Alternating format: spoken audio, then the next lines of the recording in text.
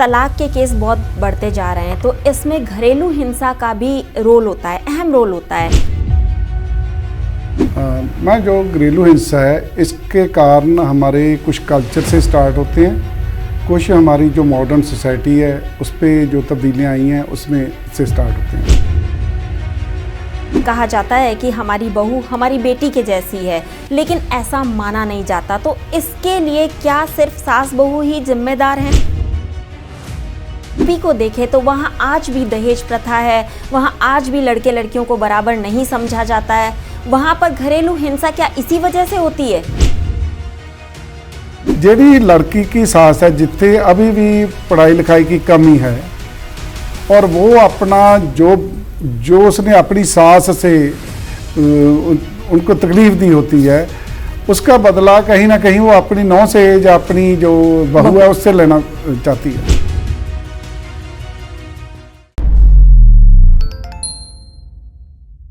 नमस्कार, D5 channel Hindi देख रहे दर्शकों का मैं वंदना स्वागत करती हूं। आज हम बात करेंगे घरेलू हिंसा पर। इसी विषय पर बात करने के लिए हमारे साथ स्टूडियो में मौजूद हैं सरदार सुखदेव सिंह जी, जो कि रिटायर्ड SP रहे हैं।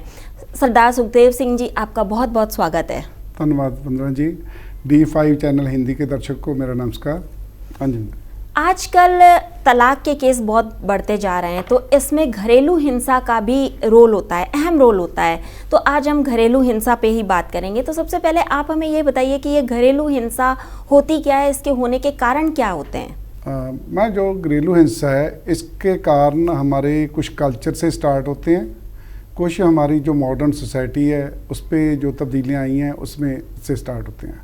हमारा जो एंशिएंट कल्चर है, जो पहले जैसे मोहम्मदन आए थे उनमें जो लेडीज़ का रहन सहन था, जैसे वो घूंघट निकालती थी या उनका रहन था अंदर रखी जाती थी, उनके राइट्स थे जो ज़्यादातर उनके बंद रखा जाता था, तब वो औरत को तब से दबा कर रखने की प्रवृत्ति थी।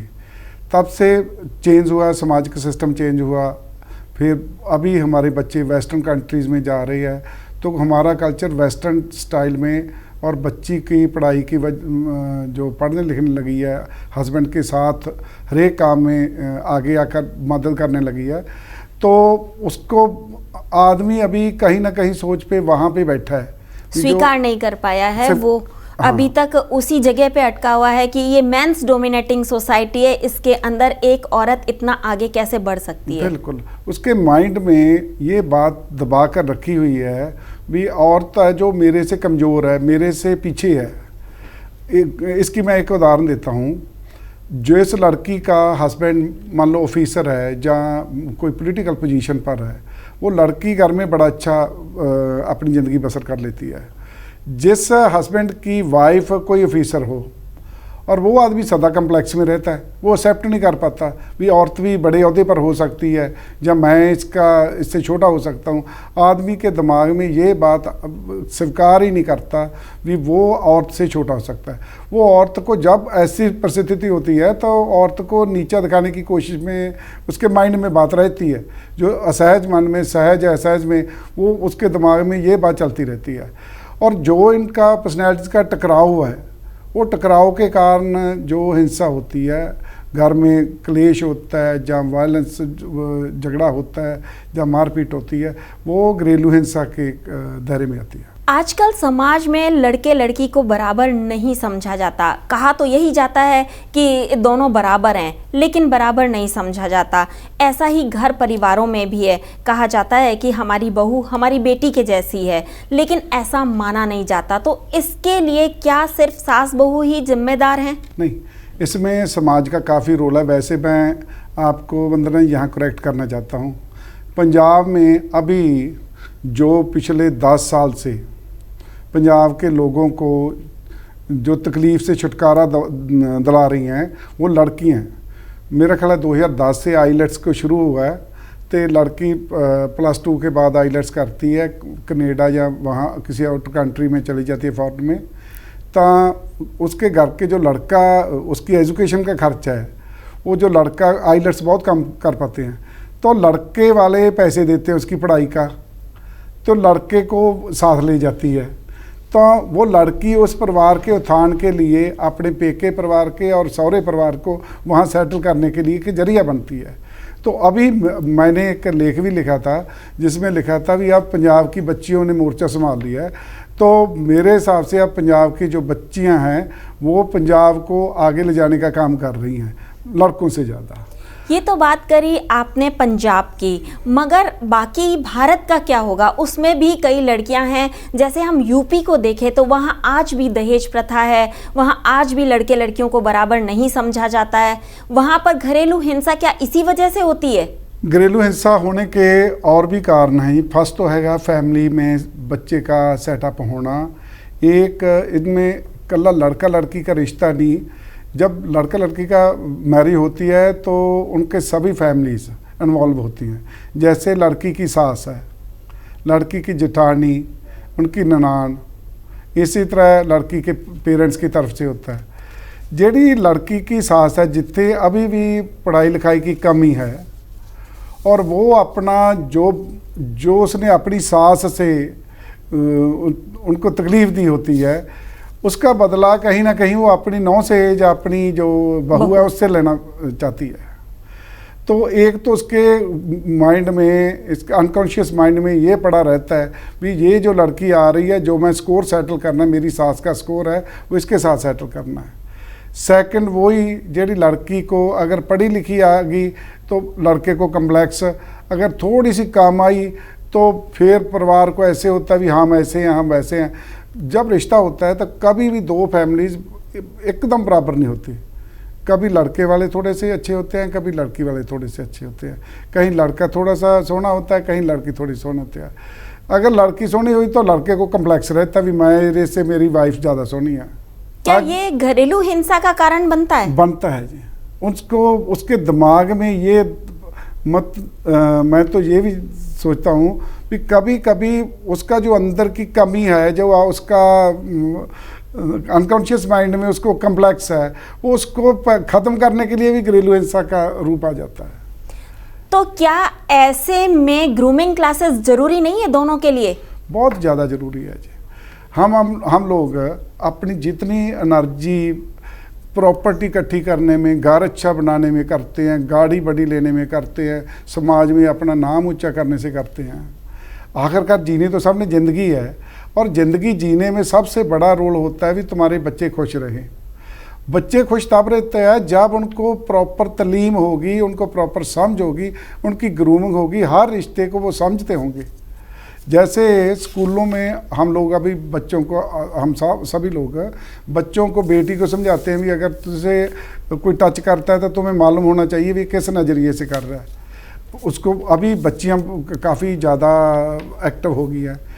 इसी तरह बच्चियों को जहाँ लड़कों को हमें बिल्कुल ग्रूमिंग करनी होगी भी जो यहाँ वो जा रहे हैं, जहाँ वो नए रिश्ते में जा रहे हैं, उन परिवार के साथ उनका व्यवहार कैसा होना चाहिए, वो किस व्यवहार से आप उनका दिल जीत सकेंगी, किस व्यवहार से वो परिवार तरक्की करेगा, किस व्यवहार से उनका समाज में नाम ऊंचा होगा, तो उसका लाजमी उनकी ग्रूमिंग होनी चाहिए। और सेकंड, जो दोनों परिवार होते हैं उनका रहन सहन का कुछ ना कुछ सलीका थोड़ा बहुत फ़र्क होता है। किसी परिवार में खुल ज़्यादा होती है, किसी परिवार में थोड़ी सी सामाजिक बंधन ज़्यादा होते हैं। तो उन दोनों को, हस्बैंड वाइफ को, इन दोनों को अपने परिवार में जिसमें जाते हैं, जैसे सौरे परिवार में लड़की जाती है अपने ससुराल में, तो उस ससुराल के थोड़ा सा आदर भाव से जैसे वो कपड़े पहनना चाहते हैं, थोड़ा सा उनकी मान मर्यादा के मुताबिक पहले एक्सेप्ट करना चाहिए। तो देन जब रिलेशन पूरे नॉर्मल आ जाएं तभी वो अपनी जो इच्छाएं उनको बताए, फिर उनको उस लाइन पर लाए, पहले उनके मुताबिक डालना चाहिए। यहाँ पे सिर्फ लड़के लड़के की ग्रूमिंग क्लास होना ज़रूरी है ऐसा आप बोल रहे हैं, लेकिन क्या माँ बाप की भी होनी चाहिए?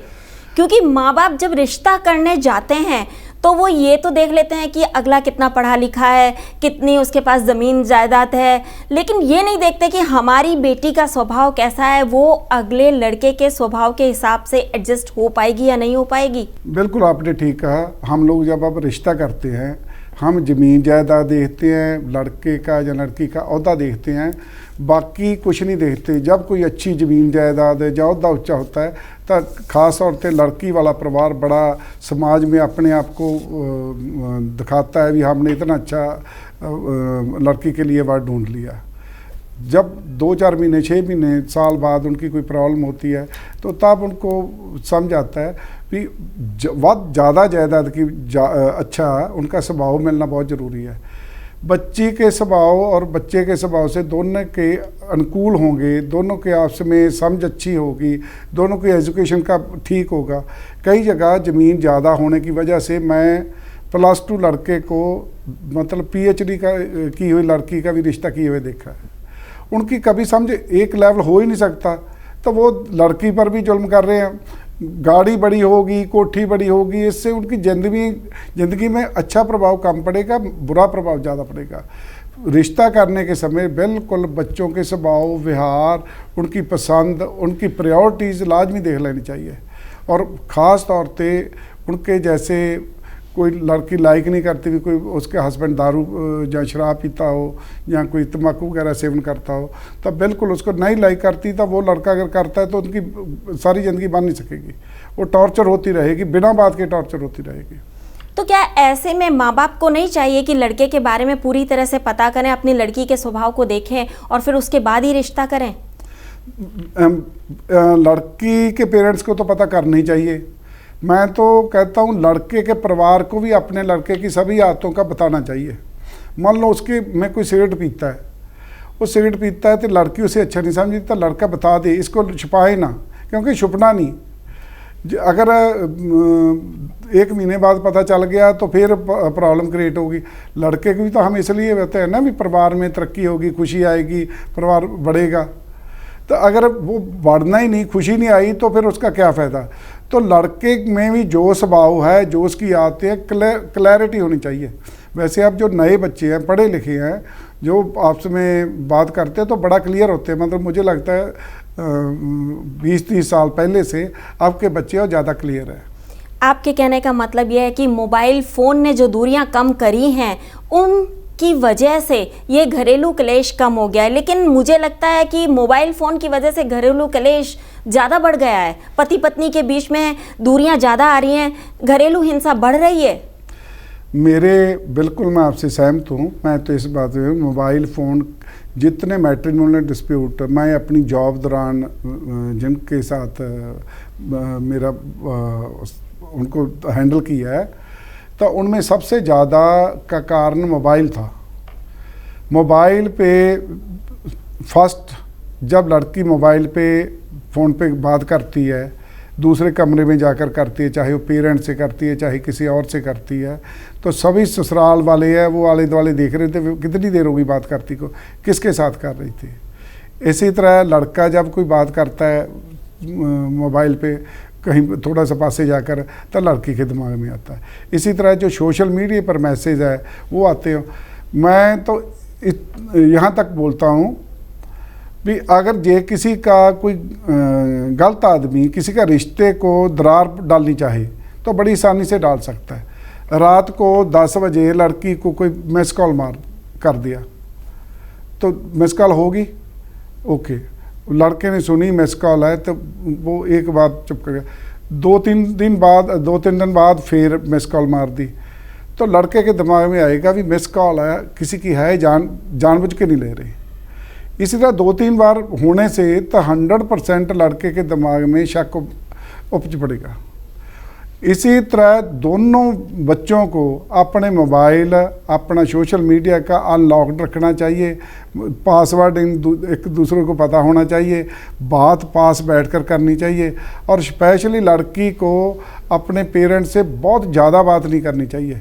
और मैं तो यहाँ तक बोलता हूँ भी अगर लड़की जब मैरिज होती है तो उसको अपना मोबाइल नंबर चेंज कर लेना चाहिए ताकि कोई ऐसा वैसा आदमी जो उसको तकलीफ पहुँचाना चाहता हो, जहाँ उसके जब कई बार लड़के कोई पीछे फिरते हैं, शादी करना चाहते हैं, नहीं हो सकती, तो उनको जानबूझ के डिस्टर्ब करने या उसके हस्बैंड की नज़र में गिराने के लिए कोई ऐसी होशी हरकत ना कर सकें भी उनको मोबाइल नंबर पता हो तो वो ऐसी होशी हरकत कर दें। सो उनको मोबाइल नंबर चेंज कर लेना चाहिए, मैं तो ऐसा सुझाव देता हूँ। आपने बिल्कुल सही कहा, ऐसा ही कुछ करना चाहिए। इसके अलावा जो पति पत्नी होते हैं वो एक दूसरे को कितना टाइम दें या उनको आपस में टाइम देना चाहिए जिससे कि उनके बीच जो डिस्प्यूट है वो ना हो? वैसे तो एक हम सभी परिवारों में रहते हैं, एक इमेजिनेशन करो, ये कि शाम को 5-6 बजे काम से आ जाते हैं हम लोग सभी, और घर में सास ससुर भी है, फैमिली है, सभी वाइफ भी वहाँ हैं। एक तो ये है भी लड़का तभी से बाइक उठाई, कार उठाई, अपने दोस्तों के पास चला गया, तो 9 बजे 10 बजे वापस आया, तो लड़की और पेरेंट्स है जो काम करते रहे। इसके बाद लड़की अपने बेडरूम में चली गई, पेरेंट्स अपने में चले गए, तो लड़का आके वहाँ बेडरूम में आ गया। एक तो ये माहौल है। एक है भी काम से आए, नहा धोकर सभी परिवार इकट्ठे बैठे बातें करने लगे, कोई परिवार की फैमिली की बात, कोई मजाक की बात, कोई हास्य टेका, कोई और बात, सभी परिवार बैठ के बातें करते हैं। अगर दिन में कोई छोटी मोटी नोक झोंक हुई तो जब हास्य मजाक की बात चलेगी तो उससे वो सॉल्व हो जाएगी, और लड़का जो वो अपनी वाइफ और अपने पेरेंट्स के दरमियान एक ब्रिज का काम करेगा अगर कहीं पे भी उनकी बात होती है। तो अगर ऐसे हो भी लड़का 9 बजे आया तो लड़की बेडरूम में है, बाहर से उसकी जो मदर है उसको बता देते भी आज तेरे घर वाली ने ऐसे किया, वो 9 बजे आकर अपनी वाइफ को डांटने लगता है, तो वो माहौल देखो भी कैसे होगा। सो मैरिज के बाद लड़कों को अपनी वाइफ को शाम को टाइम हर हालत देना चाहिए, थोड़ा बहुत घुमाने ले जाना चाहिए उसको प्राइवेटली, जिमें टाइम है कहीं फिल्म दिखाने लगे, कहीं ऐसे घूमने लगे, तो थोड़ा बहुत प्राइवेटली प्राइवेसी का टाइम भी देना चाहिए ताकि वो दोनों एक दूसरे को और जान सकें और एक दूसरे के नज़दीक आ सकें। अगर कई बार लड़के ऐसा करते हैं तो जो लड़के की माँ होती है उसे ऑब्जेक्शन होता है। मेरे कहने का मतलब ये है कि जनरेशन गैप कितना जिम्मेदार है घरेलू हिंसा के लिए? हमारे जैसे आज से 30-40 साल पहले थे, जो हमारी मदर थी, मान लो जो बच्चे अब मैरिज कर रहे हैं उनकी मदर थी, जो उस मदर की जो आज सास है उसकी सास थी, तब वो ज़्यादा सख्त थी। वो सख्ती वो सामाजिक कल्चर ही था, उसमें वो थोड़े से जिसने अपनी बहू को थोड़ा सा सताया होगा तो वो अब सास बन गई, वो बहू थी। वो उसके जेड़ा सहज दिमाग में ये बात रहती है भी जो व्यवहार मेरा सास करती थी वो बहू का करने का एक मतलब SOP है, स्टैंडर्ड ऑफ प्रोसीजर है, वो अपनी बहू को भी थोड़ा सा ऐसा व्यवहार करने की कोशिश करती है। तो उस लेडी को जो आज सास बनी है उसको लाजमी उसकी ग्रूमिंग होनी चाहिए भी। इसके बीच के 30 साल या 25 साल गुजर चुके हैं, तब के समाज की और अब के समाज का बहुत ज़्यादा फ़र्क आ गया है।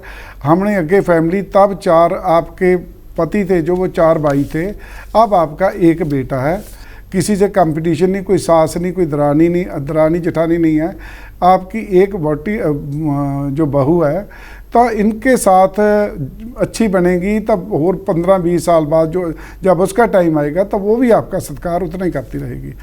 तो एक सास के दिमाग में जब लड़का भी वह नहीं होता, कुंवारा होता है, तब वो डिपेंडेंट होता अपनी मदर पर, कोई कपड़े देने हैं, खाना देने, कोई और जो भी इवन फादर से भी बात करनी है तो अपनी मदर के थ्रू करता है, वो काफ़ी नेड़े होता है अपनी मदर के। जब मैरिज होती है तो कुछ थोड़ा सा नए रिश्ता पैदा होता है तो उनकी अट्रैक्शन होती है, तो लड़का अपनी वाइफ की तरफ आकर्षित होता है, तब मदर को या लड़की की सास को मन में ये आता है भी ये औरत जो आई है नई या लड़की आई है, इसने मेरा लड़का छीन रही है। वो इस अपने आप को बचाने के लिए लड़की का विरोध शुरू कर देती है, जदों के वो लड़का छीन नहीं रही होती, उसकी फैमिली को आगे बढ़ाने की बेस तैयार कर रही होती है। वो दोनों रहेंगे, इकट्ठे रहेंगे, प्यार बढ़ेगा तो ही उनका आगे फैमिली बढ़ेगी। तो सास को इसको पॉजिटिवली लेना चाहिए। जब हस्बैंड वाइफ हंसते खेलते हैं तो सास को खुश होना चाहिए, ना कि इस मन में कोई दुविधा या तकलीफ होनी चाहिए। आपस में डिस्प्यूट ना हो, घरेलू हिंसा ना हो, यानी कि विवाह सफल हो, इसके लिए क्या प्रयत्न करने चाहिए घर वालों को भी और पति पत्नी को भी? हमारी ज़िंदगी का जो बेस है, जो हमारी ज़िंदगी जीने का है, वो सबसे ज़्यादा है रिश्तों को हम किस चीज़ को प्रायोरिटी देते हैं। एक हमारी ज़िंदगी का है हम मानसिक सुकून, दूसरा हैगा फिज़िकल नीड्स, तीसरा है फाइनेंशियल नीड्स, चौथा है सामाजिक रिश्ते। इन चारों का बैलेंस होना चाहिए। पहले तो जब रिश्ता हम लड़का या लड़की के लिए रिश्ता ढूंढ रहे हैं तो हमारे लड़की या लड़की के लिए उसकी समझ के मुताबिक लड़का ढूंढना चाहिए, उनके ओहदे के मुताबिक नहीं। मतलब मैं बहुत बड़े बड़े ओहदों पर बैठे हुए लोग जिनके कंधों पर 4-5 डिस्ट्रिक्ट को चलाने की जिम्मेवारी होती है और वो घर नहीं चला पाते, तो मैं सोचता हूँ भी उनके रिश्ते में ओहदों की वजह से हुए हैं, इनकी समझ की वजह से या इनके व्यवहार से या इनका अपनेपन के वजह से नहीं हुए। इनके जब इन्हें टेस्ट पास कर लिया और जॉब में, अच्छी जॉब में आ गए, तो किसी पैसे वाले ने सोचा भी इसका अच्छा लड़का मिल गया तो उसने रिश्ता कर दिया। उसमें प्रॉब्लम आती है जब उनके दोनों के दरमियान उनकी समझ का फ़र्क आता है, नंबर 1 रिश्ता करने में। दूसरी बात है जब रिश्ता हो जाता है तब जेड़ा लड़की का ससुराल है उसकी जिम्मेवारी बन जाती है, चाहे सास है, चाहे ननान है, चाहे जेठानी या और रिश्ते हैं, ख़ास तौर पे फीमेल की साइड फीमेल्स ने, वो लड़की जो आई है उसको ससुराल परिवार में ऐसे व्यवहार करें भी जैसे हम नया पौधा रोपित कर रहे हैं। उसको जड़ें पकड़ लें, वो तब ही फले फूलेगा जब उनको हम नई धरती में प्रॉपर उसकी सिंचाई करेंगे, प्रॉपर उनको वातावरण देंगे। अगर उसको इरिटेट करते रहे तो अगर हम कितना महंगा पौधा खरीद कर लाएं और उसको लगा दें, पानी ना दें तो वो सूख जाएगा।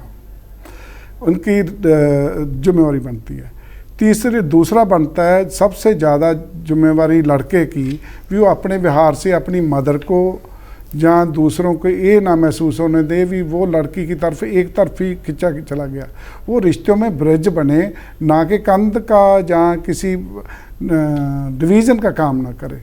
उसका लड़के की जिम्मेवारी बहुत बन जाती है। लड़की की जिम्मेवारी बनती है भी जब वो आती है उस परिवार में, तो उस परिवार के सभी रिश्तों को जिनकी इज्जत करना, जिनका सत्कार करना लड़के को खुशी देता हो, उसके ससुराल को खुशी देता हो, उनकी ख्याल रखना चाहिए भी मैं इस परिवार का हिस्सा हूँ और इसकी इज्जत, मान और खुशी है वो मेरा सबसे बड़ा कर्तव्य है। उसके बाद जिन चीज़ों से प्रॉब्लम होती है, जैसे मोबाइल फ़ोन, पहले जैसे मैं बोल चुका हूँ, मोबाइल फ़ोन की जितनी कम वरतों होगी वो अच्छी है। लड़की की मदर जितनी कम बात करेगी वो अच्छी है। बात करे, लाज भी करे। अगर कितने कहीं पे भी लड़की को कोई प्रॉब्लम आती है उसको पॉजिटिव गाइडेंस दो, नेगेटिव ना। पॉजिटिव है, उनको थोड़ी जी ग्रूमिंग करके हौसला दे के, कहीं लड़की डोल जाती है, कहीं उनका मन कहीं वे तकलीफ़ आती है तो उसको पॉजिटिव गाइडेंस दे। तो देन उसके बाद आ जाता है जेड़ी जो साधन है, संसाधन है। कहीं पे लड़के के परिवार में गाड़ी छोटी होती है, लड़की के पेके परिवार में बड़ी होती है। तो आम बातों में सुनेंगे ये मैं तो कभी इसके बिना गई नहीं थी, मैं तो बाहर नहीं गई थी इस गाड़ी के बिना, ये तो गाड़ी छोटी है, ये घर छोटा है, ये बड़ा है। इन चीज़ों का कोई महत्व नहीं हो जाता। जब लड़की ससुराल में आ गई या लड़का जहाँ मैरिज करवा ली, वो हमारे लिए सबसे सत्कारता, सबसे बड़े हैं। तो उनके जो स्थिति है उनकी और उनके रिश्तों की इज्जत करनी चाहिए। और लड़के और लड़की को जो शादी से पहले उनके दोस्त हैं, उनके जिनके साथ वो टाइम स्पेंड करते थे, उनको थोड़ा सा पीछे रखना चाहिए। ये प्रॉब्लम होती है। हर एक परिवार का माहौल अलग अलग होता है। कई जगह कोई बुराई नहीं होती पर माहौल ऐसा बन जाता है भी उनमें कला की वजह बनती है। अगर लड़का और लड़की दोनों एक दूसरे को अच्छे तरीके से समझेंगे, कहने का मतलब ये है कि पति पत्नी की आपसी समझ बहुत अच्छी होगी तो परिवार में घरेलू हिंसा का कोई स्थान नहीं होगा। इसलिए ज़रूरी है कि आप दोनों अपनी समझ एक जैसी रखें, एक दूसरे से किसी भी बात पे डिस्प्यूट होने पर तुरंत ही उस चीज़ का समाधान कर लें, वरना ये घरेलू हिंसा को जन्म देता है और आखिर में नौबत तलाक तक पहुंच जाती है। इसलिए बेहतर है कि आपसी समझ बनाए रखें। इसी के साथ मैं सरदार सुखदेव सिंह जी का धन्यवाद अदा करती हूँ। आपका बहुत बहुत धन्यवाद, आप यहाँ आए। थैंक यू, धन्यवाद। अगले एपिसोड में आपसे फिर मुलाकात होगी, तब तक के लिए नमस्कार।